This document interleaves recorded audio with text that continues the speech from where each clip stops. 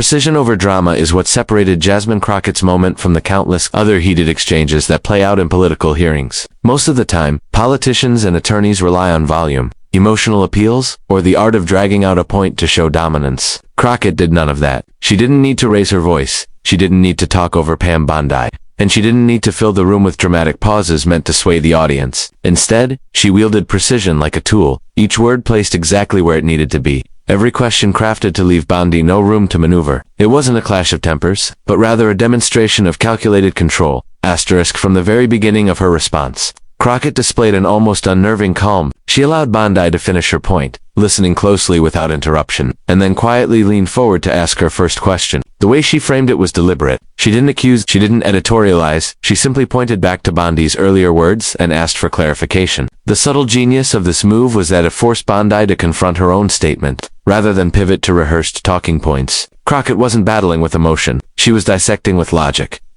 Bondi tried to maintain the confidence she had carried into the room, but her answer immediately opened the door for Crockett's next strike. Here is where Crockett's precision became undeniable. Rather than linger on one issue or allow Bondi to regain her footing, she followed up with a second question that directly contradicted Bondi's first answer. She wasn't just questioning Bondi's reasoning, she was exposing the gaps in it, in real time, without wasted words. This wasn't about theatrics. It was about accuracy. Each step Crockett took backed Bondi further into a corner. Observers could see the shift happening almost instantly. Bondi, known for her quick thinking and polished responses, began to lose the smoothness that once made her so effective in public exchanges. She stumbled slightly, hesitated, and for the first time in that setting, didn't have a quick pivot. Crockett's precise method stripped away Bondi's armor. The kind of prepared rhetoric that usually carries politicians through tough moments suddenly became useless, because Crockett was targeting inconsistencies rather than broad arguments. What makes this moment stand out is how Crockett resisted the urge to dramatize her victory. Many in her position might have leaned into the moment, raising their voice or adding a verbal flourish to hammer the point home. Crockett didn't need to. She had already cornered Bondi, and she allowed the weight of Bondi's own contradictions to do the work for her. That restraint, the decision not to oversell, not to drag it out, was what made her precision even more powerful. The exchange ended as quickly as it began, and that brevity made it unforgettable. Him, sitting on the panel alongside others, watching the exchange unfold, had a front-row view of something rare in politics. He saw Crockett dismantle Bondi without resorting to the familiar fireworks that usually draw headlines. For him and many others, the lesson was clear. Control of a room doesn't always come from volume or theatrics. Sometimes it comes from the discipline to stay composed, and the intellect to aim questions so sharply that the target has no escape. He watched as 30 seconds of precision rewrote a narrative that Bondi had spent years building. Crockett's approach highlighted something that often gets overlooked in public discourse: the value of listening closely before responding. She didn't rush in to counter Bondi. She allowed Bondi the space to lay out her position, and then used Bondi's own words to cut it apart. That choice reflected both patience and confidence. She trusted her ability to find the flaw, and when she found it, she struck without hesitation. It was a style of engagement rarely seen in such settings, one that proved far more damaging than any dramatic outburst could have been. For those who witnessed it, either in person or later through clips. The moment wasn't remembered because Crockett shouted down her opponent or delivered a fiery speech. It was remembered because of how exact she was, how unshakable she appeared, and how quickly she turned Bondi's strength into weakness. Precision, in that short span of time, mattered more than any dramatic gesture could have. And for him, sitting there and absorbing the exchange, it became a lasting reminder of how powerfully silence.com and carefully placed words can alter the trajectory of a career. The turning point in that brief exchange between Jasmine Crockett and Pam Bondi didn't come with a raised voice or an emotional outburst. It came in the subtle shift of control within the room, a change so sudden that everyone watching knew something irreversible had happened. Before Crockett spoke, Bondi carried herself with the confidence of someone used to dominating the spotlight. She had built a career on her ability to stay composed and project authority, and at first glance, this setting seemed no different. But when Crockett began her questioning, the balance of power tilted almost immediately, and what unfolded became a clear marker of change not just for the moment itself, but for how Bondi would be viewed going forward. Crockett's first move was simple, but it was the kind of simple that carries weight. She didn't challenge Bondi with sweeping accusations or attempt to paint her into a corner with emotion. Instead, she asked for clarity on Bondi's own words. That choice alone set the stage for a turning point, because it reframed the exchange from a clash of opinions into an examination of Bondi's credibility. When Bondi responded, the answer wasn't airtight. There was hesitation, a subtle crack in her usual polish, and Crockett seized it instantly. The second question came sharper, faster, and without a pause that would have given Bondi time to recover. This was where the shift happened. People in the room felt it, almost like the air thickened. Crockett was no longer reacting to Bondi. Bondi was reacting to Crockett. For someone who had built her career on leading conversations, on directing the narrative, that reversal was devastating. In those moments, it became clear that Bondi was on the defensive, and Crockett had control. He noticed it too, sitting just a few seats away, watching the scene unfold. He had seen countless hearings, debates, and interviews where powerful figures clashed. Most of the time, they ended in stalemates, each side spinning their points to their own advantage. But this didn't feel like that. He saw how quickly the tide turned, how fast the authority in the room shifted from Bondi to Crockett. It wasn't loud, it wasn't dramatic, but it was undeniable. He could sense that he was witnessing something that would linger long after the room emptied. Bondi tried to recover, but every attempt fell flat. The more she spoke, the more her contradictions stood out, and the more Crockett's questions highlighted them. The turning point wasn't a single line or a dramatic finish. It was the cumulative effect of Crockett's precision paired with Bondi's unraveling. That was what made it so powerful. By the end of those 30 seconds, Bondi no longer looked like the seasoned attorney who could command any room. She looked cornered, and that image would prove impossible to shake. For him, the lesson was striking. He had always believed that careers built on image and authority could withstand tough questions,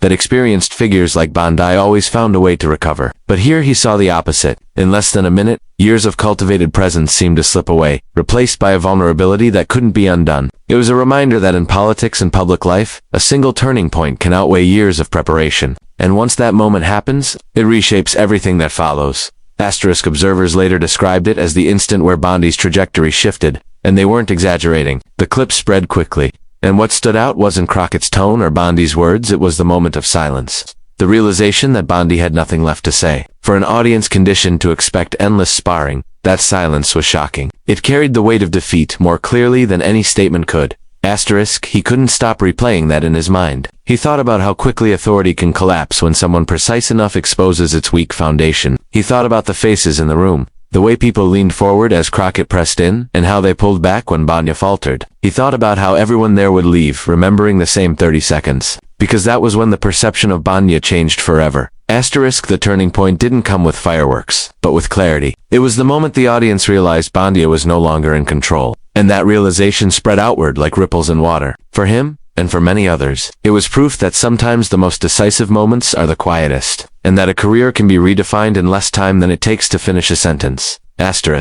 Silence has a way of carrying more weight than words, especially when it follows a sharp exchange where one side has clearly lost ground. In the case of Jasmine Crockett and Pam Bondi, the silence that filled the room after Crockett's final question was louder than anything that had been said. It was the kind of pause that no one expected, because Bondi was known for her ability to fill gaps, to always have something ready, some polished line to keep herself afloat. But in that moment, there was nothing. The absence of her voice spoke volumes, and for many, it was that silence, not Crockett's words, that sealed the memory of the exchange. The moment itself was brief. Crockett had asked her final question with the same calm precision that marked the rest of her approach. She wasn't baiting Bondi or trying to drag her into a fight. She simply laid out the contradiction in plain view and left it there. All eyes turned to Bondi, waiting for her response, expecting her to fire back with the same authority she had always commanded. Instead, there was hesitation. A small pause at first, as if she were collecting her thoughts. Then, another pause. Longer this time, as the weight of the question sank in. That silence stretched further than anyone thought it would, and with each second,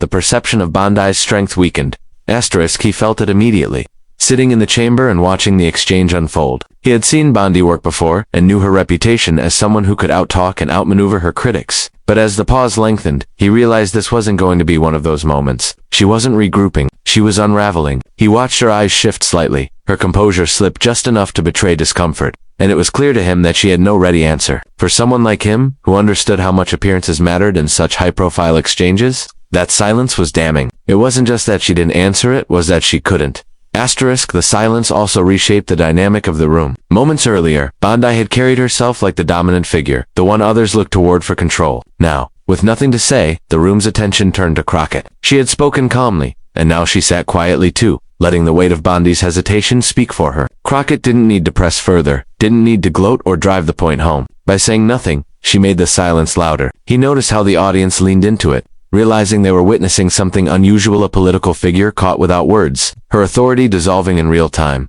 What struck him most was how final the silence felt. In debates or hearings, awkward pauses happen, but they're usually followed by recovery. A quick pivot, A change of subject, or even a deflection can reset the tone. But this silence didn't reset anything. It cemented the impression that Crockett had won, and that Bondi had no path back. It was as if the 30 seconds had rewritten the story of the entire hearing, and no matter what was said afterward, no one would remember it more clearly than they remembered Bondi's lack of response. Asterisk. He thought about how damaging silence can be in the world of public discourse. Words can be spun, twisted, reframed, but silence doesn't allow for that. Silence is open to interpretation, and in that room, everyone interpreted it the same way: defeat. For Bondi, who had spent years building an image of authority, confidence, and strength, the silence undercut everything at once. It was the absence of an answer that made people question whether she had won at all. Asterisk later, when people talked about the exchange, they repeated Crockett's questions, but what they emphasized most was Bondi's failure to answer. That pause became the centerpiece of the story, the detail that stuck in people's minds. He noticed it in conversations afterward, how people described the moment not as Crockett said this, but as Bondi couldn't respond. The silence had become the defining feature, more powerful than any line spoken. Asterisk for him, the lesson was undeniable. He had always thought that power in these situations came from the words spoken, the clever rebuttals, the sharp comebacks, the ability to outtalk an opponent, but here he saw the opposite. Crockett had won not just through precision but by knowing when to stop, when to let silence take over and do the damage for her. He realized that sometimes the most powerful thing in a debate isn't what you say, but what the other side cannot. Asterisk. In the end, that silence was more destructive than any heated exchange could have been. It wasn't loud, but it was unforgettable. It lingered, echoing in the minds of those who watched, including him, long after the room returned to order. It was the silence that left the impression, the silence that carried the weight, and the silence that signaled the moment Pam Bondi's control slipped away. Asterisk.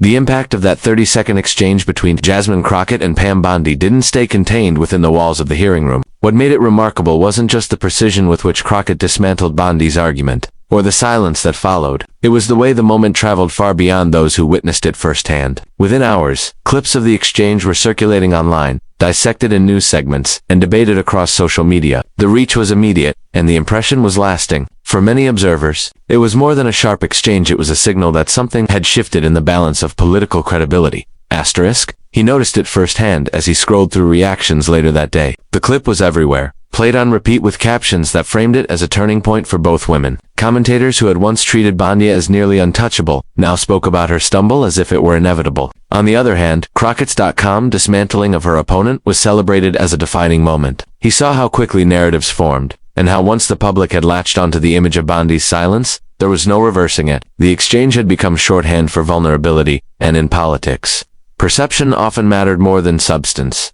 Asterisk. What made the impact so strong was the brevity of the moment. People didn't need to watch an entire hearing to understand what had happened. They only needed 30 seconds to see a confident figure undone by sharp questioning. That brevity made the clip easy to share, easy to replay, and easy to remember. He realized that in the modern media environment, where attention spans are short and stories are consumed in fragments, this kind of moment carried disproportionate weight. Crockett hadn't just won in the room, she had won in the world outside, where narratives are shaped in headlines and clips that last less than a minute. Asterisk. The reach extended beyond media coverage. In political circles, the exchange was treated as a case study. Allies of Crockett highlighted her composure, framing her as a rising force who could stand toe-to-toe with seasoned figures and come out ahead. Critics of Bondi, meanwhile, seized on the moment to argue that her career had peaked, that the sharpness she once wielded had dulled. Even among neutral observers, there was acknowledgement that something significant had happened, something that would follow both women for years. He saw how the moment sparked conversations about authority, preparedness, and the fragility of reputation. Asterisk. For him,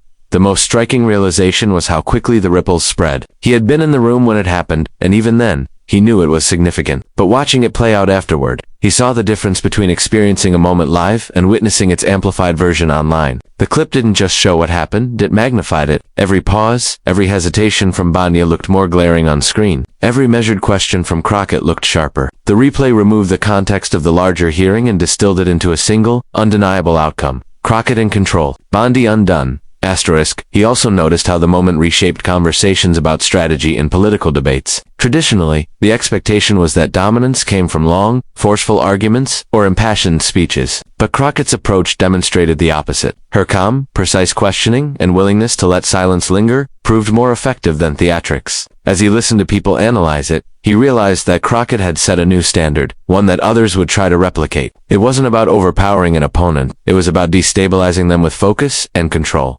Asterisk, the impact on Bondi was immediate. The image of her hesitation, her inability to answer, overshadowed everything else she had said that day. It followed her into interviews, where she was asked to explain the moment, and into op-eds that questioned whether her career had reached a breaking point. For someone who had spent years cultivating a reputation for strength, that single lapse became a symbol of weakness. And for Crockett, the exchange solidified her reputation as a sharp and unflinching presence. Asterisk, he couldn't help but reflect on how fragile reputations can be in an age where every word, every pause, and every slip is preserved and broadcast endlessly. Being in the room gave him one perspective, but seeing the reaction afterwards showed him the real power of such moments. They don't just define individuals in the moment, they reshape how the public remembers them. And in this case, the impact reached far beyond the chamber, spreading into the broader political landscape and changing how both women were perceived. Asterisk. What happened between Jasmine Crockett and Pam Bondi will be remembered not because it was loud or dramatic, but because it was precise, short, and undeniable. In a matter of seconds, the balance of power shifted in a way that left an impression far deeper than any extended argument could have. It wasn't the kind of exchange that faded into the background of countless political hearings. Instead, it became a defining moment that stood on its own, replayed again and again by those who recognized its significance. Asterisk for Crockett. The exchange was more than just a victory in the room. It showcased her ability to command attention without demanding it, to win an argument without resorting to theatrics. Her calm composure and focus highlighted the strength of preparation and clarity in a world where many rely on spectacle. That kind of skill isn't just effective in a single moment, it builds long-term credibility. It demonstrated that she had the discipline to dismantle an opponent without being drawn into unnecessary conflict. And that left an impression on colleagues, observers, and audiences across the country. Asterisk for Bondi. However, the consequences were far more damaging. The silence that followed Crockett's questions became the symbol of her vulnerability. A career built on authority and quick thinking was suddenly overshadowed by hesitation and an inability to respond. In politics, where perception often matters as much as performance, that image was devastating. It spread beyond the hearing room into the broader public narrative, reshaping how people viewed her future. A single lapse became a turning point, one that raised doubts about her strength and staying power. Asterisk, he understood this better than most. Sitting in the chamber, he felt the shift as it happened, watching confidence give way to silence. Later, as he witnessed the moment ripple through media coverage and conversations across the country, he realized just how powerful it had been. For him, it was a lesson in how quickly reputations could change, how fragile even the strongest public images could be when faced with precision and control. It wasn't about who talked the loudest or who spoke the longest, it was about who held their ground with clarity and who faltered under pressure. Asterisk, the legacy of that exchange is not only about the two women involved, but also about what it revealed. It showed that strength in debate comes from restraint as much as from passion, from listening as much as from speaking. It showed that silence, when it comes at the wrong moment, can undo years of work. And it showed how the smallest slice of time, a 30-second pause, can carry consequences far beyond the walls. Where it happened. Asterisk, in the end, what people will remember is not just that Jasmine Crockett bested Pam Bondi, but how she did it, with calm, with focus, and with precision that left no room for escape. That kind of moment doesn't just decide the outcome of a hearing, it can decide the trajectory of a career. And as he reflected on everything that had unfolded, he knew that what he witnessed that day would be talked about long after the hearing